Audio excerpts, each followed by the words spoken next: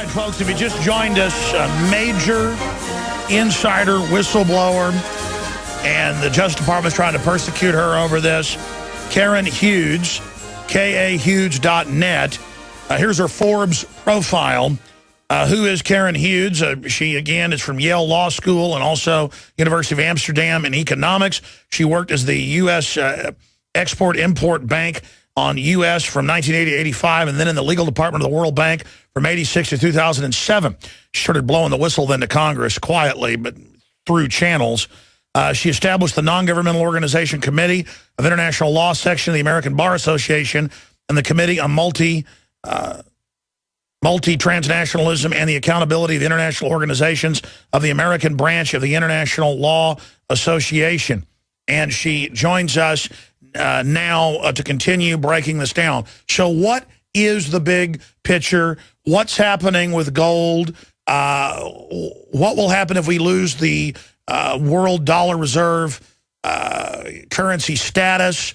And where is the corruption, the main centers of corruption right now in the IMF and World Bank? Okay, I'll answer your last question first, because I'm sure your listeners are saying, why should I take this lady's word for it?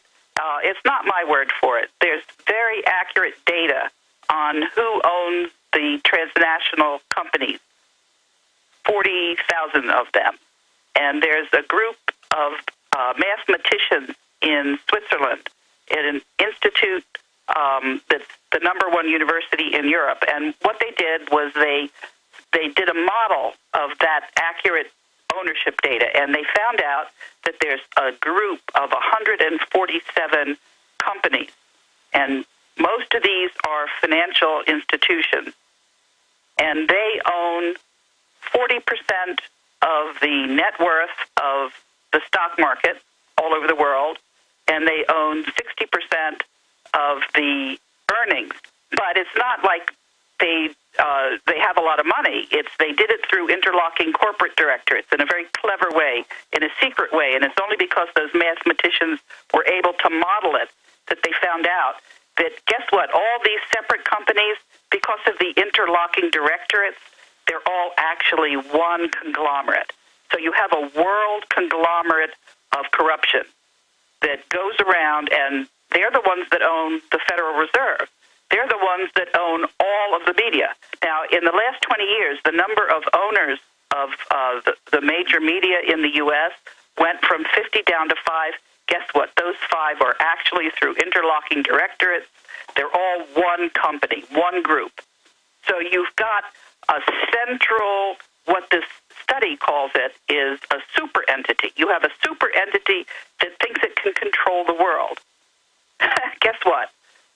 We people are a little smarter than that. Those mathematicians modeled it, caught those people with their hands in the cookie jar, and we've been, and when I say we, it's a group of World Bank whistleblowers, and we've gone around and we have, we've reported the fact that the World Bank financial statements are incorrect, and the auditing firm that was supposed to say whether or not they were reliable financial statements, that was KPMG, that's one of the main 5 auditing firms, didn't follow the audit rules. So these stocks are traded not just in the federal system, but don't forget you have the state attorneys general are responsible for protecting their state investors. So the states are now working to solve the problem. And so we're not going to have a situation where there's, chaos and whatnot. We just have our states are going to clean up the mess in the federal government.